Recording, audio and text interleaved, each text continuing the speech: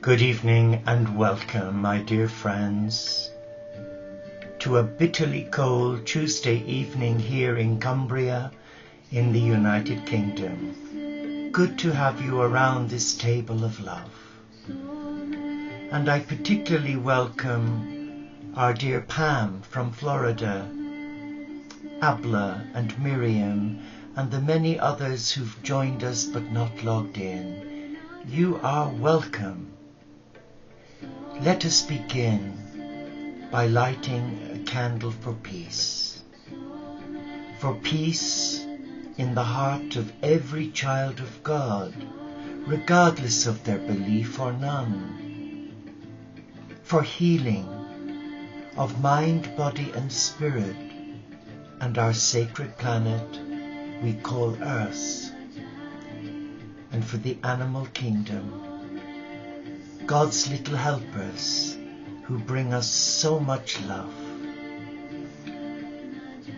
We light this light in the name of our beloved Father, Mother, God Supreme, in the name of the risen cosmic Christ and the divine feminine Magdalena who love life, in the name of the Spirit who is the fire of life, in the name of Gaia, our beloved Earth Mother who nurtures the divine in all life, and in the name of all faith traditions and none, for they are the children of God, our brothers and our sisters,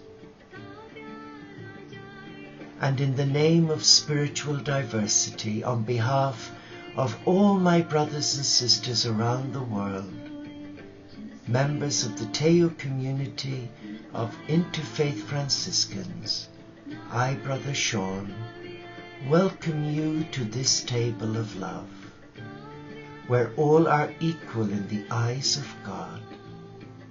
Let us be still and let us relax. Let us embrace our heart, our greatest teacher. Be still. I would like to play a special track for all of you here, and it's called Everything is Possible by Shannon Hall.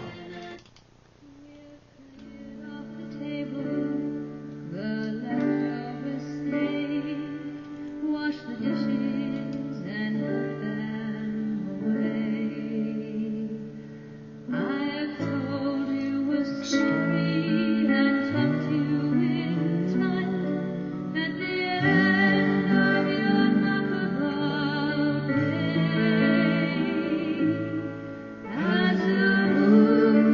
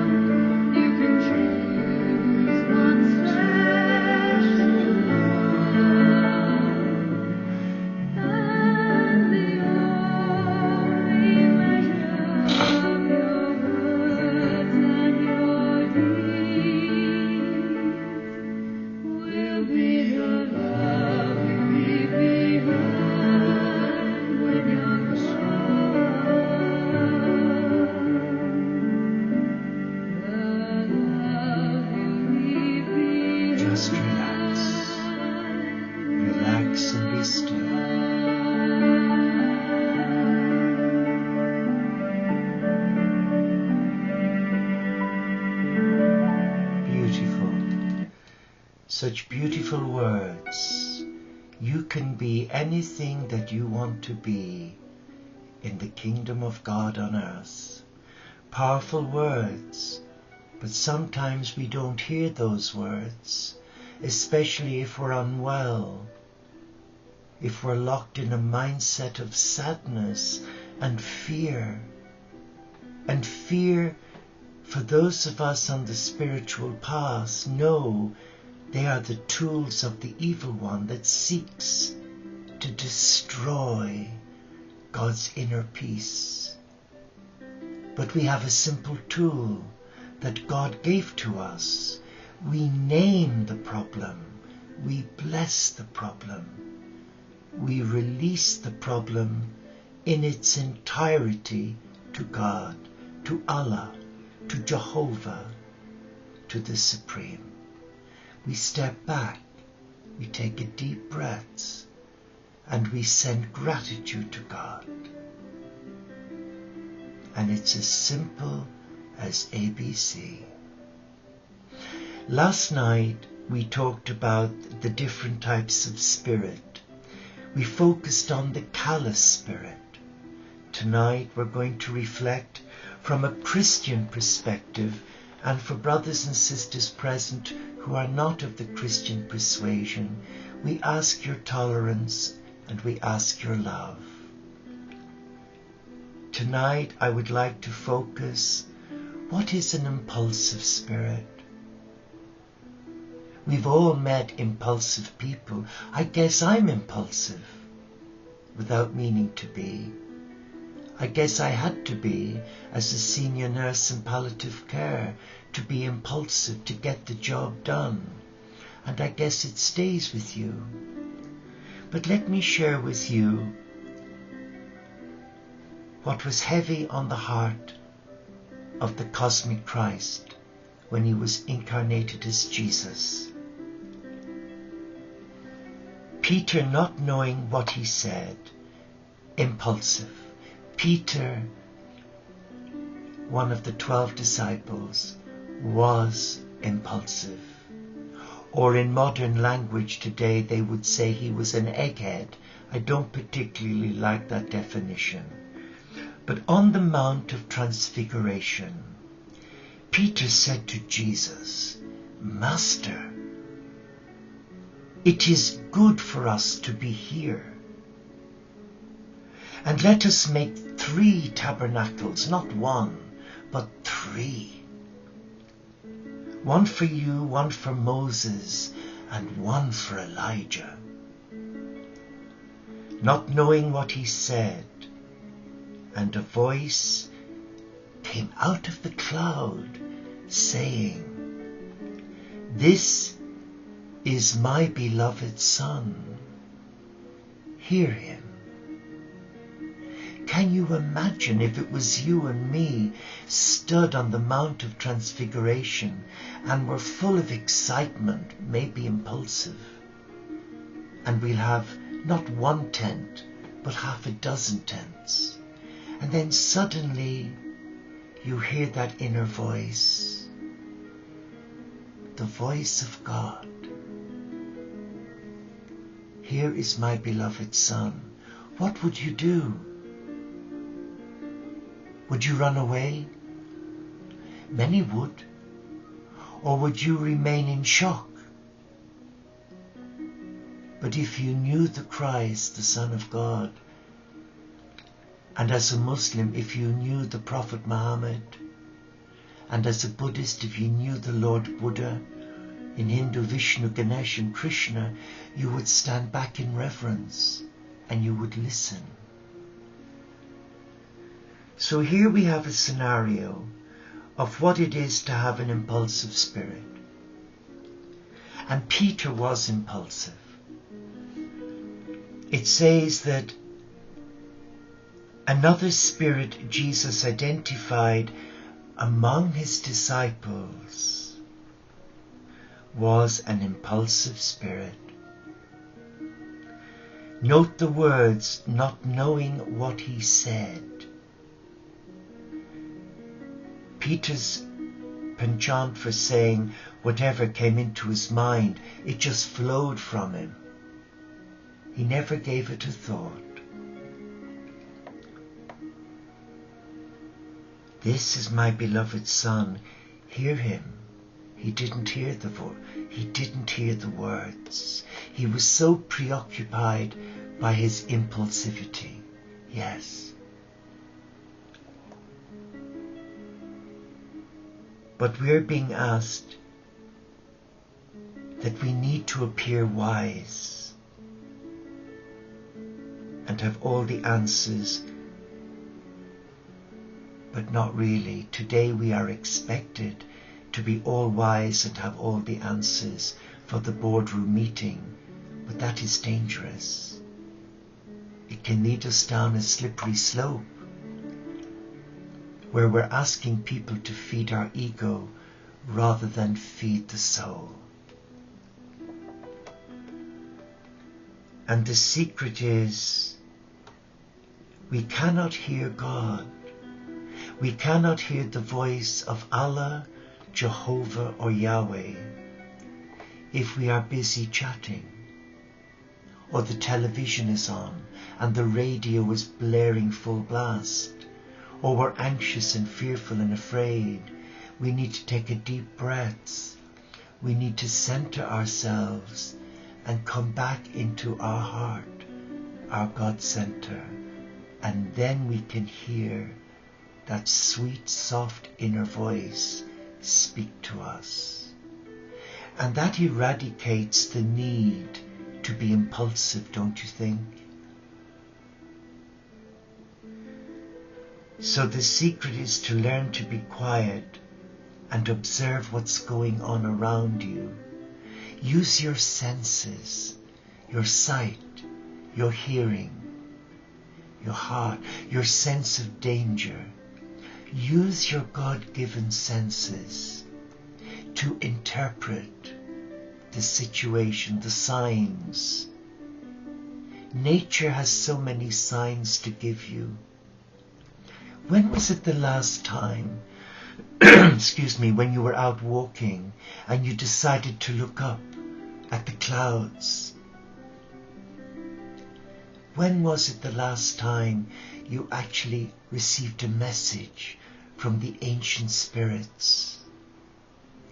When I'm here and I go out for my walk each day with the 3 dogs on the estuary, it is a beautiful walk. And in the backdrop you see the beautiful Cumbrian mountains. And at the moment we have snow on the mountains. But I always look up on a clear day and you see the most amazing clouds, messages from the wise ones. And the indigenous peoples of Australasia and America, they could interpret messages from their forefathers. And many times I've seen the Virgin Mary, the Mother of God, holding the Christ in a cloud formation. I've seen angel wings. I've seen Metatron, the great archangel. It is important to use the gifts that God gives us to listen to that inner voice. That inner voice that keeps us protected, grounded, nurtured. When you don't know and don't speak, what happens? And today, spiritual people of different faiths respect a heart that is reflective and that listens to that inner voice.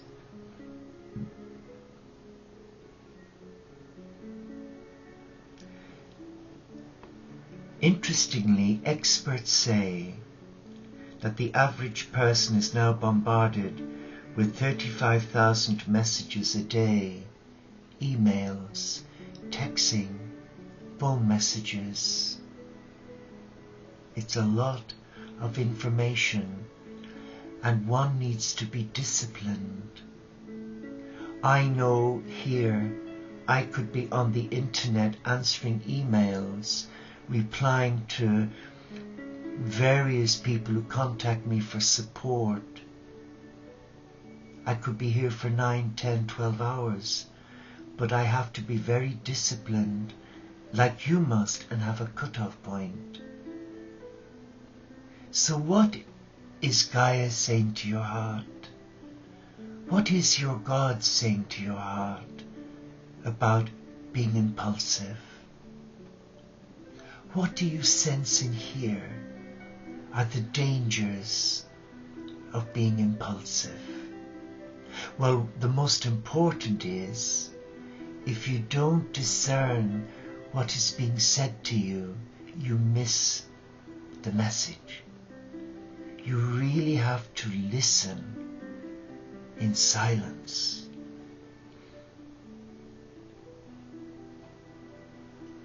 And when you listen, the Father, Mother, God has all the answers to share with you. But not many people are willing to engage in dialogue with God and share with God how they're feeling. Some people feel that they're not worthy to come into the presence of God. They carry a lot of baggage from childhood. And there's that fear element. That is unhealthy. We are encouraged to come to God like a child to its parent and speak truthfully and lovingly from the heart. If we're struggling, share it. If we need help, ask for it. And move away from a culture that is dangerous, and it's called the nanny culture, where one expects to be nannied on the spiritual path. That is unhealthy. That's as bad as being impulsive, the two extremes, one running off on a tangent and the other one scared to move until they're told what to do.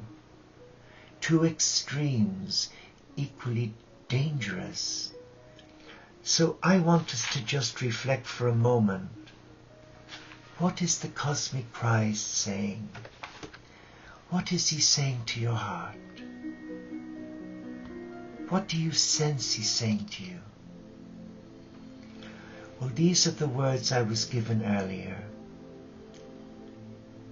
You stand before me, adult, tall, but deep inside, the child small feels lonely and unsure. Long buried memories surface to threaten your peace. A high price to pay for being you. Abandoned by those who should protect. Teddy clutched in hand, here you stand. Knocking at the door of a heart, hoping to become a part of someone's life. Confusion, the only blanket of security.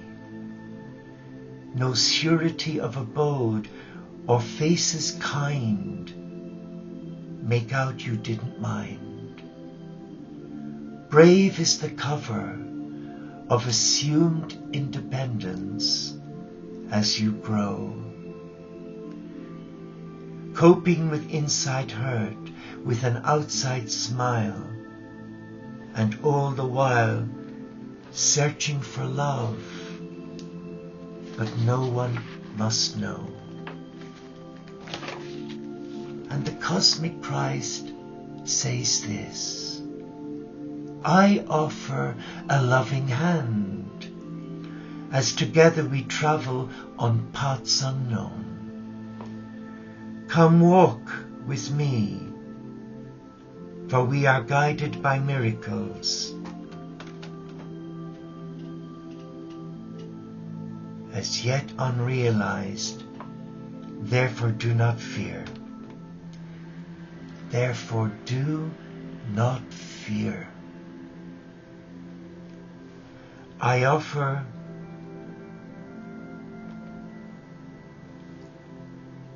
a loving heart that will surely touch your deepest being. In this truth, feel secure and come walk with me. I offer a loving soul that merges with yours, shadows will disperse. We stand as one in courage and compassion. So come, walk with me. Let us relax now. Let us come into the stillness and silence of our inner sanctum, our monastery without walls, our home, our personalized space. Let us find a place there where we feel safe, where we can be still, where we can talk with God and say it how it is. And as you relax, you become aware through your senses that someone is here who means you no harm, only love. You open your eyes because you're curious, and there you see the cosmic Christ with the divine feminine. And they're sat there, just looking at you. And they're reading your mind, they're reading your thoughts, and they're counting the beats of your heart because they know you. And through that gentle smile they give you, they're speaking to your heart.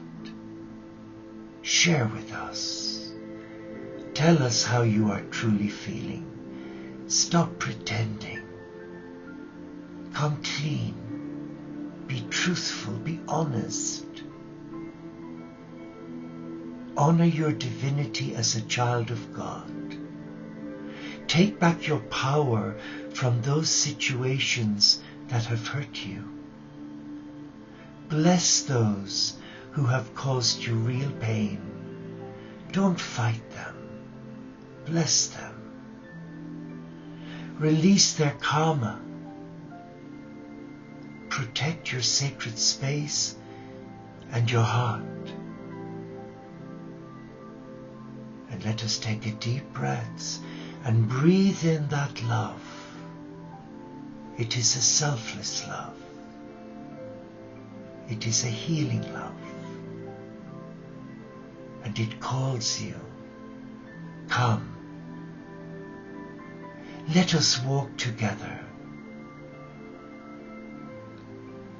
Let us embrace the divine in nature and surround ourselves with the beauty of creation. Let us relax. Let us be still. And let us allow Mother Earth bless each memory and each footstep we take. And as we sit and relax, we become aware of a blessing from the cosmic Christ and Magdalena. They come to us and they place their hands over our head, and suddenly we feel a warmth, a tenderness that we may not have felt before. And it's leaving us in a place of complete stillness, contentment. There's an inner joy not sadness. There's hope instead of fear. And the words we are hearing, I have loved you with an everlasting love. Come home. Come home. Come home to your God, Goddess, and receive a fresh anointing that will prepare you for this new day. And let nothing disturb you. Embrace the peace of God. Embrace all that you are as a child of God. Your heart is beating faster with excitement because you've been touched by the cosmic Christ who loves you, who doesn't condemn you for holding on to thoughts of unforgiveness. He's inviting you to release all unforgiveness, all hatred, all pain and fear, discouragement, even sadness. And listen to that voice, that inner voice. I call you by your name. Come, dust yourself down. Take back your power. Stand erect as a child of God and face the fear with integrity. Face the fear knowing that a legion of angels are around you, protecting you. And when you breathe in, you are breathing in the breath of God. You are breathing in the essence of God's love for you. And all is well. All is well in this place you call your soul.